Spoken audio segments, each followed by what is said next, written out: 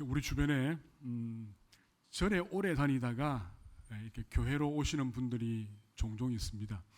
그분들이 그 초기에 이렇게 하는 모습을 보면은 공통적인 그 습관이 하나 있지요. 그러니까 교회당 안에 들어오면 오래 절에 다니신 분들은 이렇게 손을 모으고 강대상을 향하여 이렇게 합장하고 인사를 합니다. 그렇죠. 근데 왜냐하면 항상 그 대웅전에 가면은 불상이 있는데 거기에 이제 늘 절하는 습관 때문에 그렇습니다. 근데 대웅전에 가면은 불상이 있지만 교회 강대상에 오면 아무것도 없습니다. 그죠? 아무것도 없습니다. 왜냐하면 하나님께서 살아있는 사람 외에는 그 누구에게도 절하지 말라 그렇게 명령을 했기 때문에 그렇습니다. 자, 우리가 지난주에 10가지 말씀 10계명의 제1계명을 살펴보았지요. 그 1계명의 요지는 너는 내 앞에 다른 신을 두지 말라라고 하는 것인데, 조금 쉬운 말로 하면 너는 오직 나만 섬겨, 또는요 너는 오직 나만 바라봐라고 말씀드렸습니다. 기억나시죠? 그 부분입니다. 자, 그런데 오늘 2계명, 이제 우리 2계명 두 번째 말씀을 다루는데, 사실은 1계명과 2계명이 비슷합니다. 비슷한 말씀인데 1계명은 분명하게 말씀드린 것처럼 오직 너는 나만 바라봐, 나만 섬겨라고 하는 부분인데, 그럼 2계명은 무슨 뜻일까? 같으면은 하나로 하면 되는데 다르기 때문에 이제 두 개로 나누었겠지요. 여러분, 2계명이 뭐 크게 어렵진 않습니다. 너를 위하여 우상을 만들어 섬기지 말라, 이 말이거든요. 무슨 의미일까요? 하나님께서 이 2계명을 통하여 말씀하시고자 하는 뜻이 뭘까요? 결론부터 말하면 너희들은 나만 섬기되 너희들의 방식대로 섬기지 말고 내가 원하는, 내가 지시하는, 내가 명령하는 내 방식대로 너희들은 나를 섬기면 된다라고 하는 것이 오늘 이 계명에 대한 부분입니다. 그러니까 우리가 이 계명을 배우면 우리가 어떻게 하나님을 섬길 수 있는지, 섬겨야 하는지라고 하는 것을 우리가 알 수 있겠지요. 자, 오늘 본문을 잠시 보겠습니다. 자, 오늘 본문은 크게 두 부분입니다. 4절, 5절, 6절인데 두 부분은 나누어집니다. 4절과 5절 상반절까지가 한 부분인데, 이건 말 그대로 어떤 형상도 우상도 만들지 말고 섬기지 말고 절하지 말라라고 하는 부분입니다. 그렇죠? 그다음 두 번째는 5절 상반절 그 부분에서 6절까지 하는 부분인데, 왜 그러면 우상을 만들지 말고 섬기지 말아야 하는가라고 하는 그 이유를 하나님께서 말씀하고 있습니다. 자, 먼저 4절과 5절 상반절까지를 좀 보겠습니다. 여기 보면 하나님께서 어떤 우상도 만들지 말라 그랬습니다. 그렇죠? 그 다음에 절하지 말고 또요, 그 다음에 섬기지 말라 그랬습니다. 여기 중요한 말이 뭐냐면 만들지 말고 절하지 말고 섬기지 말라라고 하는 동사 세 가지입니다. 그죠? 그 다음에 무엇을 만들지 말고 섬기지 말고 절하지 말라? 우상과 형상이라고 하는 이 목적어 두 가지입니다. 그죠? 자, 그러면 먼저는 우상과 형상이 뭐냐라고 하는 겁니다. 우상은 뭐지요? 우상은 사람들이 뭔가를 경배하기 위해서 만든 작은 신상을 가리킵니다. 그죠? 우상. 형상은 뭡니까? 형상은 눈에 보이는 어떤 그 외적인 모형을 가리켜 형상이라 그렇게 하는데, 사실은 그러면 우상이나 형상이나 같은 겁니다. 그죠? 똑같은 겁니다. 예전에는 우상이나 형상을 만들 때에는 이렇게 나무를 깎거나 돌에 새겨서 만들었습니다. 조금 이제 발전되어 가지고는 이제 어떤 금속을 부어서 만든 것을 가지고 우상으로 만들고 형상으로 만들어 섬겼습니다. 그죠? 어쨌든 중요한 건 뭡니까? 나무로 만들든지 돌로 만들든지 금속으로 만들든지 어떤 형상을 만들어서 절하거나 섬기지 말라라고 하는 것이 하나님의 분명한 말씀입니다. 자, 그러면 여기 나오는 우상, 새긴 우상을 만들지 말라 그랬는데, 이 우상은 어떤 우상을 가리킬까요? 학자들은 기본적으로 하나님에 대한 우상, 하나님에 대한 형상을 만들지 말라를 기본적으로 봅니다. 하나님에 대한 형상입니다. 두 번째는 뭐냐면 그 이외에 수많은 이 땅에 있는 많은 형상들과 우상들을 만들지 말라. 그렇게 우리가 볼 수가 있겠습니다. 여러분, 그래서 교회 오면 어떤 교회도 하나님의 형상이나 예수님의 형상이 없습니다. 그렇죠? 물론 성화로 그린 건 있습니다. 예수님의 얼굴을 그린 건 있는데 그걸 섬기지는 않거든요. 섬기려고 만들어 놓은 형상이나 우상은 없습니다. 그죠? 아까 말씀드렸지만 우리는, 예수 믿는 사람들은 어떤 경우에도 살아있는 사람들은 경배하고 섬기고 절하고 그렇게 합니다. 그죠? 살아있는 사람들. 그러나 그 이외에 다른 어떤 것은 절대로 우리가 경배하지 않습니다. 절하지 않습니다. 심지어는요, 부모님이 돌아가셔도 돌아가신 부모님에게 절하지 않습니다. 그죠? 또 제사상에 절하지 않지요. 그건 왜 그렇습니까? 그건 바로 이 계명 때문에 그렇습니다. 이 말씀 때문에. 그죠? 이 말씀 우리가 지키기 때문에 살아있는 부모님, 살아있는 할아버지, 할머니, 어른들에게 우리가 절할 수 있지만 다른 것들은 절 안 한다는 거죠. 그래서 제가 지난 시간에 말씀드렸지만은 성당 가면은 그 마리아 상이 있지 않습니까? 마리아 상. 거기에다가 절하고 이렇게 기도하는 것, 그건 우리가 볼 때는 뭐지요? 제2 계명을 어긴 우상 숭배라고 하는 겁니다. 우상 숭배. 그러니까 우상 숭배하는 이단 집단이라고 말하는 사람들도 있습니다. 천주교인들 가리켜서 어쨌든 그렇습니다. 자, 그러면 여러분, 왜 하나님께서 그 이스라엘 백성들에게 자기의 우상, 자기의 형상을 만들지 말라 했습니까? 다른 우상 만들지 말라는 건 이해갑니다. 그죠? 다른 우상. 너희들이 불상에 가서 절하거나 그러지 말라. 그건 얼마든지 이해가지요.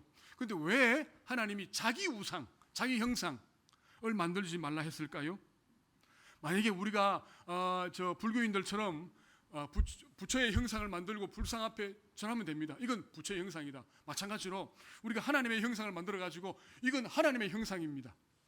그러니까 하나님을 섬기듯이 우리가 섬깁시다 라고 하면 안 됩니까?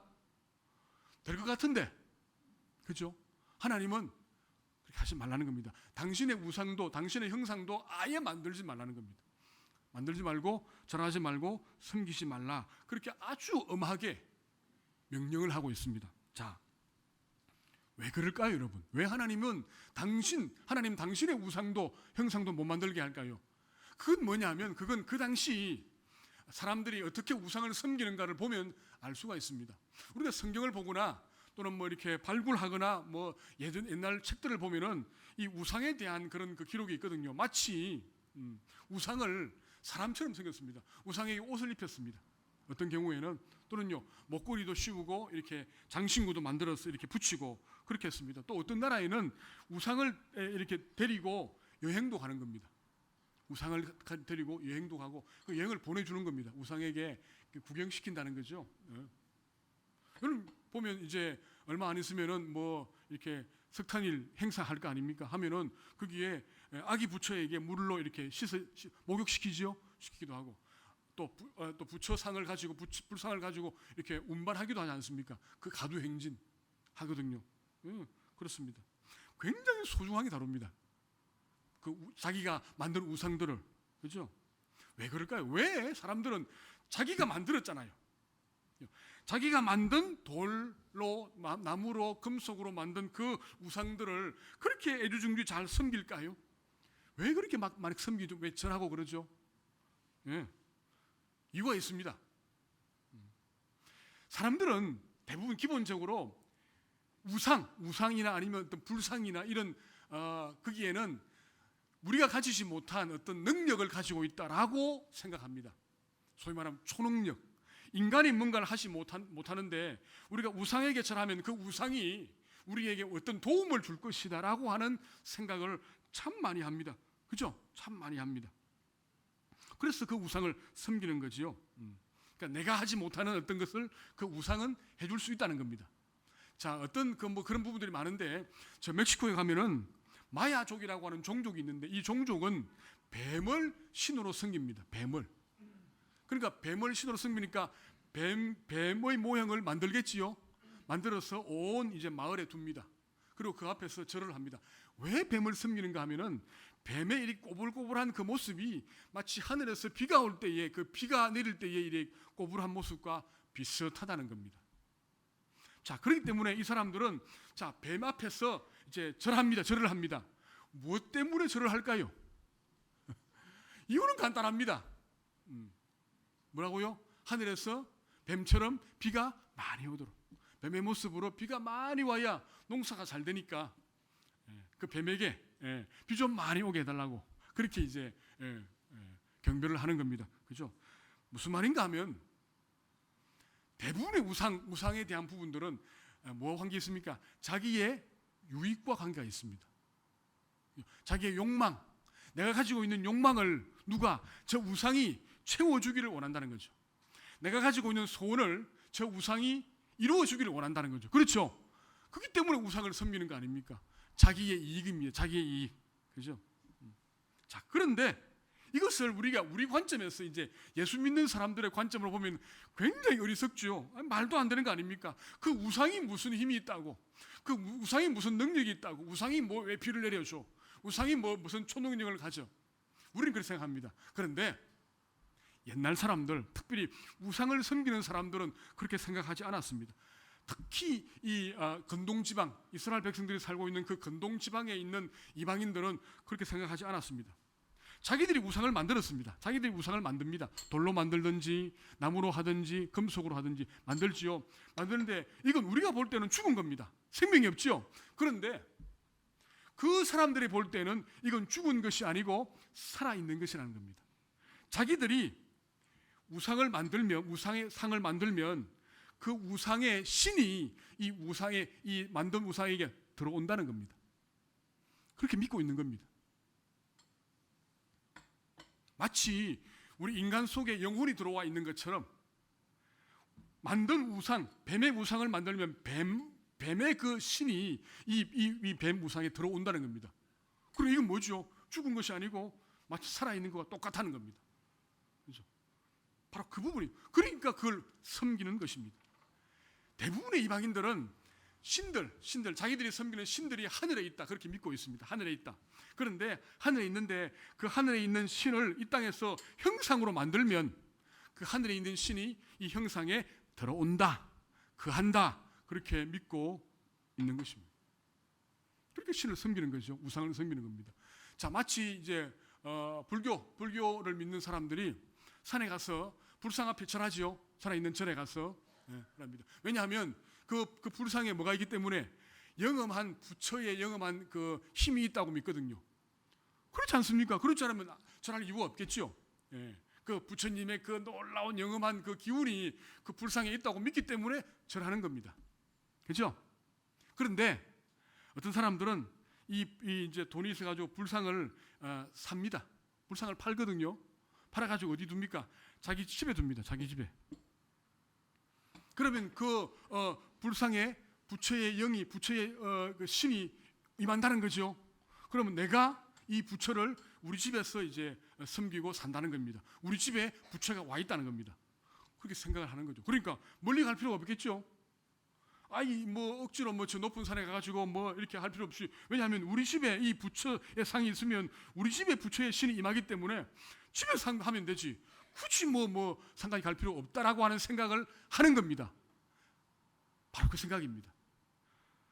굉장히 놀라운 생각이죠. 이 생각이. 그러면서 굉장히 위험한 생각이기도 합니다. 신을 우리 집 안에 모시고 있다. 다른 말하면 신을 우리 집 안에 데리고 있다. 내가. 라고 하는 생각을 하는 겁니다. 이건요, 우리가 성경 보면은 이스라엘 백성들도 똑같은 생각을 했습니다. 열왕기상 12장 이하를 보면, 25절 이하를 보면은 거기에 북이스라엘을 세운 왕 이름이 누구죠? 여로보암이라고 하는 왕이 나옵니다. 여로보암이 이제 사마리아에다가 도읍을 정하고 이렇게 뭐 왕궁도 세우고 집도 세우고 어느 정도의 나라의 기초를 세웁니다. 근데 이 여로보암에게 걱정이 하나 있어요. 걱정. 그게 뭐냐면 지금 하나님의 법궤가 있는 성전이 어디 있습니까? 저쪽 남쪽 유다의 예루살렘에 있지 않습니까? 그죠? 예루살렘에 있거든요. 그러니까 북쪽 이스라엘에 있는 이 이스라엘 사람들이 명절 되면 유월절이 되면은 하나님께 제사하기 위해서 어디 갑니까? 예루살렘으로 간다는 거죠. 왔다 갔다 하는 겁니다. 가서 그 예루살렘에 있는 하나님의 성전에서 제사를 드리다가 혹시 유대의 왕, 남유대 왕인 르호보암에게 마음을 빼앗길까 하는 그런 염려가 있는 겁니다. 마음을 빼앗겨 가지고 이 사람들이 나를 죽이면 어떻게 할까라고 하는 근심이 생겼습니다.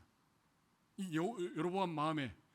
그래가지고 그런 고민하다가 어떤 생각을 했습니까? 어떻게 했냐면은 금송아지 2개를 만든 겁니다. 금송아지 2개를 만들어가지고 하나는 단에 세우고 하나는 베델에 이렇게 금송아지를 세워놓았습니다. 그래서 뭐라 합니까? 북이스라엘 백성들아, 너희들이 하나님을 섬기기 위해서 저 멀리 예루살렘까지 갈 필요가 없다. 내가 이제 하나님의 형상, 하나님을 이 형상에 모셨으니까 단에 오든 베델에 오든 여기에 와서 너희들이 제사를 지내면 된다 라고 이제 광고를 한 겁니다. 놀랍게도 북이스라엘 백성들이 그 말을 듣고 단에 있는 금송아지, 베델에 있는 금송아지에게 가서 거기에서 경배를 하는 겁니다. 더 이상 이제 예루살렘에 가지 않게 된 것입니다. 그렇습니다. 여러분, 왜 많은 이방인들이 이 자기들이 섬기는 신의 신상, 우상을 만들어 섬기는지 아시겠습니까? 그겁니다. 기본적으로는 그 우상을 섬깁니다. 왜냐하면 그 우상 안에 뭐가 있으니까 신이 있다고 믿기 때문에 섬깁니다. 그런데 또 한편으로는 뭡니까? 그 신을 자기 마음대로 이제 이렇게 왔다 갔다 할 수 있다고 생각합니다. 그렇죠? 그러니까 이 신을 자기 마음대로 이제 왔다 갔다 하면은 아까 말씀드린 것처럼 자기 집에 두면은 그 신이 자기 집에 와 있는 겁니다. 그렇죠? 기본적으로 신을 편하게 모실 수 있다는 거죠. 두 번째는 뭐냐면 이 신을 내가 마음대로 할 수 있다는 거예요. 마음대로. 바로 그 이유 때문입니다. 그래서 묶어버립니다. 자기 집에다가. 아까 그 말씀드린 여로보암이 단과 베델에 금송아지를 세운 이유 똑같습니다. 여기에 하나님이 있다는 거예요. 여기에. 금송아지에 하나님의 신이 임한다는 거죠. 그러니까 멀리 갈 필요 없다는 거예요. 여기 하나님 섬기면 된다라고 하는 것입니다. 여기 와 섬겨라라고 하는 겁니다. 그러면서 하나님 여기 계시면 저희들이 와서 하나님을 섬기겠습니다 라고 하는 겁니다. 그러니까 하나님은 여기 계십시오. 좋은 뜻입니다. 그러나 나쁜 뜻은 뭐냐면 하나님 우리가 당신을 섬길 테니 하나님 당신은 우리가 시키는 대로 여기 와 계시면 됩니다 라고 하는 겁니다. 이해하시겠죠? 하나님께서 이 부분을 하나님 잘 알고 있습니다. 만약에 이스라엘 백성들이 내 형상을 만들면 이방인들과 똑같이 이런 모습으로 나를 섬길 것을 하나님이 아셨습니다. 그래서 하나님께서 형상을 만들지 말라고 했습니다. 요약하면 그게 2가지입니다. 한 가지는 뭐냐면 인간들이 하나님의 형상을 만들면 인간들이 마음대로 하나님을 조종할 것이라고 하는 것을 하나님이 아셨습니다. 그죠? 단과 베델에 두면요, 단과 베델에 하나님이 계셔야 됩니다. 그죠? 여러분, 근데 우리 하나님이 우리 마음대로 하나님 여기 계십시오, 하나님 여기 계십시오 라고 할 수 있습니까? 할 수 없잖아요. 하나님은 온 우주 만물에 편만하신 분인데 어떻게 그렇게 할 수 있습니까? 그런데 형상으로 만들어지면 그렇게 된다는 겁니다. 형상으로 만들어지면, 왜냐? 자기 방식대로, 자기 뜻대로, 자기 생각대로 하나님을 조종할 수 있게 되는 겁니다. 바로 그것 때문에 하나님은 내 형상 만들지 말라 그렇게 말씀하신 겁니다. 그럼 두 번째 이유는 뭐냐면, 자, 출애굽기 20장을 보면 하나님께서 이제 모세를 시내산으로 불러가지고 십계명과 이제 율법을 주십니다. 그런데 그 기간이 며칠이었냐면요, 무려 40일이었어요. 40일. 40일 동안 밤낮으로 이제 모세는 하나님과 함께 있으면서 율법을 받았죠. 근데 그 시간이 너무 오래 걸린 겁니다. 그러니까 지금 저 밑에 시내 광야에 있는 이스라엘 백성들은 너무 오래 걸리니까 답답한 겁니다. 그래서 저 뒤에 보니까 출애굽기 32장에 보면 이스라엘 백성들이 이제 아론에게 우리를 인도할 신을 만들라 그렇게 협박을 합니다. 아론에게 사람들이 와가지고, 그 아론이 어떻게 합니까? 아론이 그러면 금고리 가져오느라 그래가지고 금을 모아가지고 이렇게 뭘 하나 만들죠. 뭘 만듭니까? 금송아지 신상을 또 만듭니다. 금송아지 신상을 만듭니다. 자, 송아지 신상이 나왔습니다. 나오니까 자, 이스라엘 백성들이 뭐라고 합니까? 놀랍게도 이렇게 말합니다. 뭐냐면 이는 이 금송아지는 우리를 애굽 땅에서 인도하여 낸 우리의 신이다라고 말합니다. 여러분, 이스라엘 백성들을 애굽 땅에서 인도하여 낸 분이 누구입니까? 여호와 하나님 아닙니까? 그렇죠? 그러니까 지금 이스라엘 백성들이 여호와 하나님을 섬기지 않는 것이 아닙니다. 그렇죠? 분명히 신상을 만들어 놓고 이것이 우리를 저 애굽에서 인도해낸 이 신이다라고 하는 겁니다. 그러니까 금송아지를 만들고 그 금송아지가 뭐라고요? 하나님이다라고 섬기는 겁니다. 이해하시겠죠? 바로 그 부분입니다. 그렇죠? 그러니까 금송아지가 하나님의 형상이라고 하는 겁니다. 여러분, 왜 이스라엘 백성들이 금송아지 또는 황소 이런 소의 형상을 만들기 좋아했을까요?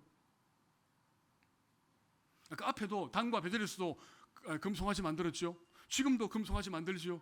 왜 금송아지 좋아했을까요?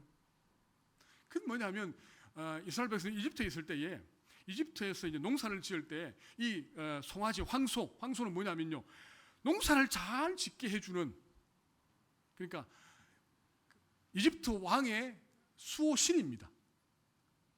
이 송아지가, 이 소가. 그러니까 그들이 가지고 있는 그 어떤 그 이미지, 자기들을 잘 되게 해주고 자기들에게 도움을 주고 농사를 잘 짓게 해준다. 뭡니까? 금송아지 신. 금송아지 신이 바로 뭐라고요? 하나님이다. 그렇게 생각하는 겁니다. 하나님이 이미지가 없으니까, 하나님이 보이지 않는 신이니까 금송아지를 만들어서 그곳에 하나님의 신이 임하도록 그렇게 만든 겁니다. 바로 그 부분입니다. 근데 문제가 뭐냐면, 그러면 이스라엘 백성들이 이 이제 금송아지로 만든 신상을 늘 보면서 하나님을 인식하죠. 저분이 하나님이야. 근데 하나님이 어떤 분입니까? 하나님이 어떤 분이냐면요, 송아지처럼 소처럼요 힘이 세고, 그죠? 인간들에게 유익을 주는, 농사를 잘 짓게 해주는 힘세고 우직한 분이야. 그렇게 인식하는 겁니다. 형상을 보면. 여러분, 우리 하나님이 어떤 분입니까? 우리 하나님이 힘이 센 분은 맞아요. 또 우리를 향해서 우직하게 참는 분도 맞습니다. 근데 그것뿐입니까? 아니요. 하나님은 인간들이 생각하는 것보다 훨씬 더 놀라운 그런 능력을 가지고 계신 그런 분 아닙니까? 맞죠? 우리의 생각과 우리의 어떤 사고와 우리의 경험을 넘어서는 굉장히 능력이 많으신 분입니다. 그분은 우리를 인도해서 우리를 구원해서 우리를 인도하시는 그런 분이시고, 그분은 사랑도 많으시고 능력도 많으시고 은혜도 많으시고 모든 걸 할 수 있는 창조주 하나님이시거든요. 그죠? 또 그분은 우리가 잘못했을 때에 우리를 책망하시지만 우리를 선한 길로, 우리가 거룩한 길로 살도록 인도해 주시는 바로 그 부분이거든요. 그러니까 하나님의 어떤 그 성품이나 하나님의 능력은 인간이 감히 제한할 수 있는 그런 분이 아니시다라고 하는 것을 하나님이 우리에게 말씀하고 있거든요. 그런데 만약 우상을 만들어버리면, 형상으로 만들어버리면 그 하나님을 우리의 생각으로 가두어 버리는 겁니다. 이해하시겠습니까? 그러니까 하나님이 금송아지가 하나님이다. 그러면요, 하나님은 어떤 분이죠? 힘이 세고 우직하고 능력 있는 분이야. 끝. 그렇게 된다는 거예요. 하나님이 이걸 너무 잘 알고 있습니다. 이 사실을. 그렇죠? 그래서 하나님께서는 어떤 경우에도 내 형상을 만들지 말라, 그렇게 하나님께서 말씀하고 있습니다. 만들면 그런 일들이 벌어진다는 거죠. 가두어 버리고 조종하려고 하고 자기 마음대로 한다는 거예요. 자기 마음대로, 인간 마음대로. 아까 봤지 않습니까? 우상을 만든 사람이 우상을 섬기기도 하지만 우상을 자기 마음대로 조종해 버리거든요. 결국 하나님 당신의 우상이, 형상이 있으면요, 하나님도 그런 우상과 똑같은 존재가 될 수밖에 없다는 사실을 하나님은 너무 잘 알고 계시거든요. 하나님께서 어떤 경우에도 내 형상, 내 우상을 만들지 말라, 그렇게 아주 강하게 말씀하시고 계십니다. 그렇기 때문에 여러분, 우리는 어떤 경우에도 우상을 만들거나 우상을 섬기면 안 된다는 사실을 꼭 기억하시기를 바랍니다. 아시겠죠? 이 부분입니다. 자, 그럼 두 번째로, 왜 하나님께서 이 강력한 이 명령을 하셨는가라고 하는 것입니다. 그 부분이 이제 5절과 6절에 나와 있죠. 자, 우리 5절과 6절은 같이 한번 읽도록 그렇게 하겠습니다. 5절 6절 같이 읽습니다. 그것들에게 절하지 말며 그것들을 섬기지 말라. 나 내 하나님 여호와는 질투하는 하나님인즉 나를 미워하는 자의 죄를 갚되 아버지로부터 아들에게로 3, 4대까지 이르게 하거니와 나를 사랑하고 내 계명을 지키는 자에게는 1000대까지 은혜를 베푸느니라. 아멘. 이 말씀도 아주 어렵지 않습니다. 하나님께서 우상을 만들지 말고 섬기지 말라라고 하는 그 명령에 불순종하는 자에게는 하나님께서 3, 4대에게서 강력한 심판을 하겠다라고 하는 말씀입니다. 그렇죠? 강력하게 하겠다는. 반대는 뭡니까? 반대는 하나님께서 1000대까지 이르게 해주겠다. 하나님의 심판과 하나님의 축복을 우리에게 말씀해주고 있는 그런 장면입니다. 그런데 이 부분에서 아주 놀라운 중요한 말씀이 하나 있습니다. 그게 뭐냐면 하나님께서 당신을 뭐라 한다고요? 나는 질투하는 하나님이다 라고 말합니다. 질투하는 하나님 당신을 소개합니다. 소개하는데 물론 다른 곳에는 다른 말씀이지만 여기서는 하나님 나는 질투하는 하나님이야 라고 말하죠. 나는 전능한 하나님이야. 나는 보복하는 복수하는 하나님이야. 나는 지혜로운 하나님이야 라고 말하지 않고 왜 하나님께서 나는 질투하는 하나님이야 라고 말했을까요? 왜 하나님께서 당신을 질투라고 하는 감정적인 그런 부분으로 말씀했을까요? 이유가 있겠지요? 이유가 있습니다. 여러분, 질투라고 하는 거, 질투 알죠? 질투하고 비슷한 감정이 뭐냐면요, 시기라고 하는 감정, 시기. 그죠? 시기와 질투가 있는데 뭐가 다르죠? 뭐 차이입니까? 시기는 뭐냐면요, 어떤 사람이 뭐가 잘 되면 배가 아픈 겁니다.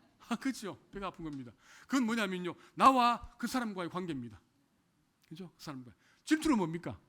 질투는 그렇지 않아요. 질투는요, 내가 어떤 사람을 좋아하고 그 사람 나를 좋아하는데 어느 날 보니까 그 사람이 다른 사람을 좋아하네. 사랑과 미움이 있는 감정. 이건 뭐죠? 삼각관계가 벌어지는 겁니다. 맞죠? 이게 이제 질투입니다. 시기는 두 사람 간의 관계고 질투는요, 삼각관계가 벌어지는 그 부분입니다. 자, 하나님께서 이스라엘 백성을 향해서 나는 질투하는 하나님이다라고 말하는 건 뭐죠? 이스라엘 백성과 있고 또 뭐가 있다고요? 우상이 있는 겁니다. 이 관계를 이야기하는 겁니다. 여러분, 지금 이스라엘 백성들과 하나님과의 관계가 어떤 관계입니까? 하나님께서 야, 너희들은 이 말씀을 지켜. 내가 줄 테니까 이 명령을 지켜. 그러니까 이스라엘 백성들이 예, 하나님 명령대로 하겠습니다. 이런 관계입니까? 이런 관계가 아니다 그랬죠? 아닙니다. 뭐라고요? 그 관계가 아니고 제가 했죠. 그래서 10계명보다는 10가지 말씀이라고 하는 그 개념이 뭐냐면요, 그렇게 일방적인 그런 관계가 아닙니다. 어떤 관계입니까? 언약의 관계라 그랬죠. 사랑하고 사랑받고, 하나님도 이스라엘 백성들을 사랑하고 이스라엘 백성들도 하나님을 사랑하고 서로 사랑 주고받는 그런 언약의 관계거든요. 자, 그런 관계입니다. 그런 관계인데, 자, 이스라엘 백성들이 하나님에게 그런 관계를 하고 있는데 어느 날 보니까 다른 신을 섬기는 거예요. 그러면 1대1 관계를 유지해야 하는데 다른 신을 섬기니까 어떤 마음이 듭니까? 당연히 질투하는 마음이 들겠지요. 여러분, 자, 만약에 부부가 사는데 남편이 있고 아내가 있습니다. 그런데 이 아내하고 남편인데 이 남편이 다른 여자를 좋아하는 거예요. 소위 말하면 바람을 피운 겁니다. 반응은 두 가지입니다. 이 아내가 막 남편에 달라들어가지고 머리를 끄집어 뜯으면서 왜 그렇게 하느냐고 막 할 수도 있고, 아니면 아이고 네가 뭐 그 여자하고 하든 말든 난 관계없다라고 할 수도 있습니다. 무슨 차이입니까? 여기에는요, 막 그렇게 막 까치 뜯고 막 하는 질투하는 그건 뭐가 있단 말이죠? 그래도 기본적인 사랑이 있다는 이야기입니다. 그죠? 사랑이 없으면 뭐가 없다고요? 질투가 없는 겁니다.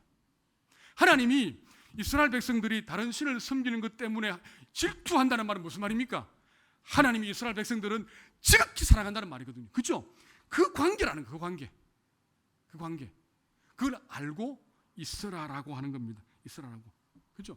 내가 너희들을 질투하지 않으면 나는 너희들을 뭐 하지 않는다고요? 사랑하지 않는 거야. 라고 하는 말씀입니다. 그러니까 질투라고 하는 말씀과 열정이라고 하는 이 단어가 사실은 거의 비슷한 단어입니다. 사랑하기 때문에 뭐 한다고요? 질투하는 겁니다. 그걸 하나님이 말씀합니다. 자, 그렇기 때문에 너희들이 내가 준 이 명령, 어떤 형상이든 어떤 우상이든 만들지 말고 섬기지 절하지 말고 이 말씀을 지키지 않고 우상 숭배하면 하나님 어떻게 한다고요? 여기 있는 것처럼 그 죄를 갚는데 3, 4대까지 내가 갚겠다는 겁니다. 3, 4대까지. 자, 여기에 중요한 부분이 하나 있습니다. 예전에 여러분 한 10년 전에 그 가계에 흐르는 저주라고 하는 말을 들어본 적이 있습니까? 가계에 흐르는 저주. 그 가계에 그 집안에 저주가 있는데 그것이 흘러온다는 겁니다. 할아버지 때부터 아버지 때부터 뭐 자식 손자 때까지 그 집안만의 어떤 그런 그 저주스러운 그런 부분이 있다는 거죠. 있다는 겁니다. 뭐 단명한다거나 아니면 뭐 이렇게 사업을 하면 안 된다거나 뭐 이런 그 저주가 있다는 겁니다. 그 사람들이 예수 믿는 사람들이 자 봐라. 여기 보니까 하나님께서 어떤 죄를 지으면 3, 4대까지 벌한다 했지 않느냐. 그러니까 우리 예수 믿는 사람에게도 뭐가 있다고요? 가계에 흐르는 저주가 있다라고 주장하는 겁니다. 그렇습니까? 맞습니까? 아니요. 자, 우리 성경 보면요, 아버지가 죄를 지었다. 그럼 아버지가 죄를 지었기 때문에 아들이 벌을 받습니까? 그렇지 않아요. 아버지가 죄를 지으면 아버지가 벌을 받습니다. 아버지가 신 것을 먹었는데 아들이 시다라고 말합니까? 아니요. 신 것을 먹은 사람이 신 거지. 맞지요? 죄는 하나님 앞에서 1대1입니다. 내가 죄를 지으면 내가 벌을 받는 겁니다. 그 벌이, 그 죄가 흘러가는 것이 아닙니다. 내가 죄를 지었으니까 내 아들, 내 손자가 그렇지 않아요. 이 말은 그 의미가 아닙니다. 그럼 무슨 의미일까요? 왜 3, 4대까지 이른다 이 말을 할 게 있을까요? 이건 뭐냐면 그 당시에 대부분 이제 대가족 제도였습니다. 한 집안에 보통은 3대, 4대가 함께 살았다는 거죠. 그런데 그 가장 그 제일 큰 가장이 우상 숭배를 해가지고 하나님께 심판을 받으면 뭡니까? 그 모든 후손들도 그 영향군 안에 들어간다는 겁니다. 바로 그 말입니다. 고통받게 된다는 겁니다. 그 한 사람의 우상 숭배로 말미암은 심판 때문에 그 온 가족 전체가 고통스러운 상황에 들어가게 된다라고 하는 것이 이 말씀의 의미입니다. 아시겠죠? 무슨 말이냐면요, 우상 숭배하면 망한다는 겁니다. 어떤 경우에도. 아시겠죠? 우상 숭배하면 안 됩니다. 절대. 우리 예수 믿는 사람들은 우상에 대한 개념은 제가 지난주에 말씀드렸는데 어떤 경우에도 우상 숭배하면 안 됩니다. 아시겠죠? 꼭꼭 기억하시기 바랍니다. 아시겠죠? 그다음에 이제 그 다음 부분이다. 그 다음 부분은요, 더 놀랍습니다. 왜냐하면 자, 반대로 아까 하나님 말씀에 불순종해 우상 숭배하는 사람들에게는 하나님이 엄청난 벌을 준다 그랬죠. 그런데 반대로 하나님을 잘 섬기고 하나님을 사랑하는 사람에게는요, 뭐 한다고요? 여기 보니까 뭐 있죠? 1000대까지 하나님이 은혜를 준다네. 1000대까지. 자, 불순종하는 사람은요, 우상 숭배하는 사람은 3, 4대입니다. 숫자상으로 보면. 그런데 하나님을 사랑하고 말씀에 순종하는 사람은요, 3, 4대가 아니고 뭐다고요? 1000대의 은혜와 복을 받는다는 겁니다. 그렇죠? 복을 받는다는 거예요. 무슨 말입니까? 비교할 수 없다는 거예요. 하나님을 사랑하고 하나님 말씀에 순종하는 사람에게 주는 복과 하나님이 주시는 그 심판과는요, 비교할 수 없다는 거예요. 엄청나다는 거예요. 이 부분을 여러분 잘 기억하셔야 돼요. 자, 여러분, 만일 한 집안의 가장이 진짜 하나님을 사랑하고 하나님 말씀에 순종하고 하나님 계명을 잘 지키고 살면, 자, 이 말씀대로 하면 어떤 일이 벌어질 거예요? 그들의 아들과 그들의 손자와 손녀와 자자 손손이 하나님의 은혜와 복을 받는다, 이 말이죠. 이 말씀입니다. 그렇죠? 이 말씀.